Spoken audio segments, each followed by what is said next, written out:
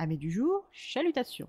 Pour les petits nouveaux, moi c'est Sekhmet et je vous souhaite la bienvenue dans mon podcast littéraire. Dans mon émission, je vais tenter 3 fois par semaine de vous donner envie de découvrir des livres de tout poil, récents et moins récents. Alors, si ça vous tente, c'est par ici la suite.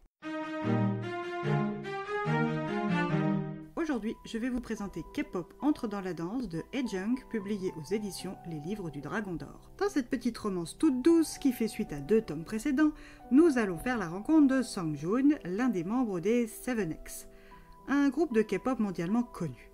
Quand nous le rencontrons, les 7X viennent de terminer les dates de leur tournée à Singapour et Sang-joon va devoir rester dans la ville seul encore 15 jours. Car il participe à des masterclass à la Dance Factory, qui est la meilleure école de danse spécialisée en K-pop de Singapour. Il s'est aussi engagé comme membre du jury pour les auditions d'entrée annuelles auprès de Minji, ancienne directrice de la danse du K-pop Dance Studio à Séoul, et Kim Dong-young, l'actuel directeur artistique et chorégraphe de la Dance Factory.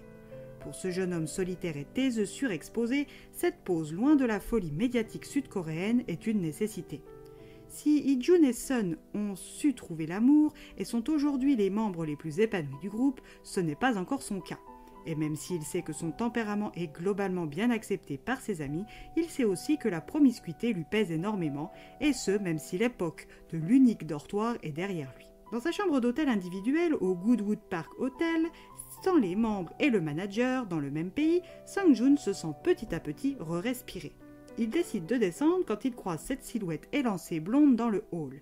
Il sait qu'elle est danseuse classique, car une troupe parisienne est arrivée en ville pour des dates au Singapore Dance Theatre, et qu'elle loge dans cet hôtel, mais il ignore encore son prénom. Elle le fascine et l'attire comme une lampe le fait avec un papillon. Comme ils doivent tous deux emprunter l'ascenseur, il tente une approche. Avec un anglais hésitant, il commence par lui demander son étage, puis se jette à l'eau, et lui demande si elle est bien une ballerine française. Elle est comme lui, dans sa bulle, et parler est difficile, mais elle confirme son identité. Arrivée au 7e étage, elle descend quand Sun-joon lui demande si elle accepterait d'apprendre à le connaître autour d'un café au bar de l'hôtel. Elle lui répond que ses répétitions ne lui laissent aucune pause et refuse avant de s'enfuir dans son couloir. L'idole de K-pop remonte comme il est entré dans la cabine d'ascenseur, seul. De son côté, Camille, danseuse dans la troupe de l'Opéra de Paris, est toute perturbée par ce bel inconnu aux yeux sombres. Elle regrette de ne pas avoir su répondre à son invitation par la positive. Mais elle se connaît, elle ne sait pas tenir une conversation et encore moins avec un inconnu. Son truc à elle, c'est la danse et uniquement la danse. Le lendemain, comme chaque jour, elle se rend aux répétitions, mais pour la toute première fois depuis qu'elle a 8 ans, elle n'arrive pas à se concentrer sur la danse, trop obnubilée par Jung-joon des 7X. Un artiste danseur aux antipodes de son monde classique. Elle qui a refusé son invitation pour ne pas se parasiter, se retrouve prise à son propre piège. Après la séance, elle est interpellée par Jack Chavan, le directeur de la danse. Cet ancien danseur classique n'est plus que l'ombre de l'étoile qu'il a été et dirige les carrières des danseurs avec une poigne de fer et un despotisme sans bornes. Il rappelle à Camille qu'elle n'est plus une simple danseuse de corps, uniquement par son bon vouloir, mais que rien n'est figé dans le marbre. À elle de corriger le tir et vite. Camille sait ce que ces remontrances veulent dire et ne les prend pas à la légère. Elle redouble donc d'efforts et continue bien après les autres à s'entraîner. Quand elle sort enfin du théâtre, la pluie commence à tomber. Sans porte-monnaie et sans parapluie, elle attend sur les marches quand elle aperçoit la silhouette de Sang-joon.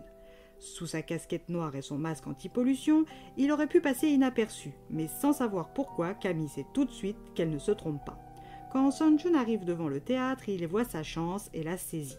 Comme ils résident tous les deux au Goodwood Park Hotel, qu'ils n'ont ni l'un ni l'autre de quoi payer un taxi ou de quoi s'abriter de la pluie, quelle meilleure option que de rentrer ensemble trempés.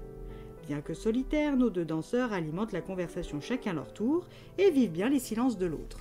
Au fil de leurs pas, Sang-joon, qui connaît bien la ville, se rend compte qu'ils ne sont pas dans la bonne direction et se retrouve dans le quartier très animé de Waterloo Street Food Center. Camille, qui est attendue pour un dîner avec la troupe, veut vite rentrer, mais quand Sang-joon entend un artiste de rue jouer à la guitare un air des Imagine Dragons, il ne peut s'empêcher de danser pour parler à Camille. Pour lui, danser, c'est sa façon à lui de parler, et Camille partage avec lui cette conversation.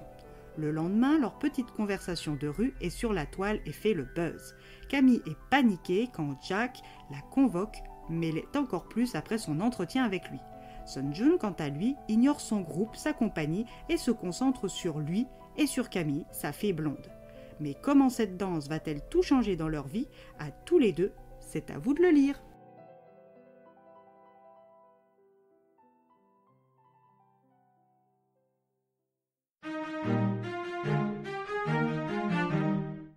petite romance toute douce qui ravira les amateurs et les amatrices de romance K-pop. Et bien voilà, j'en ai fini pour aujourd'hui. J'espère que cet épisode vous aura plu et vous aura donné des nouvelles idées de lecture. Si vous souhaitez découvrir d'autres petits bonbons littéraires tout droit sortis de ma bibliothèque, je vous retrouve le samedi 6 juillet prochain pour un nouvel épisode.